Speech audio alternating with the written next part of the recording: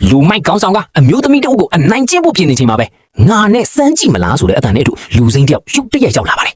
လူမိုက်ကောင်းဆောင်ကဘသူရောက်လာတာလဲမင်းကမျိုးဆောင် sheriff အစ်စ်လားလို့ပြီးတော့လူစိမ်းကမဟုတ်ဘူးလို့တုတ်ပဲပြန်ဖြေပါတယ် ဒါပေမဲ့မင်းကငါ့ကိုဖြောဖြေပေးမယ်လို့ပြောခဲ့တယ်မဟုတ်လား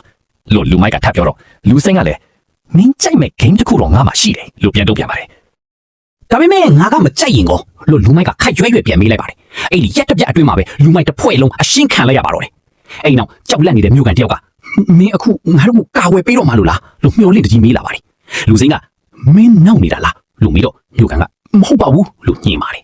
ငါတို့ဒီစုပူအောင်ကြောင်းမှုတွေကြားထဲမှာဒုက္ခရောက်နေတာရက်ပေါင်းများစွာကြာနေပြီပြီးတော့မင်းပုံစံကဒီယူသွမ်းမှုတွေကိုရှင်းလင်းပေးနိုင်မဲ့လူနဲ့တူတယ်လို့မြို့ကန်ကရင်ဖွင့်ပါတယ်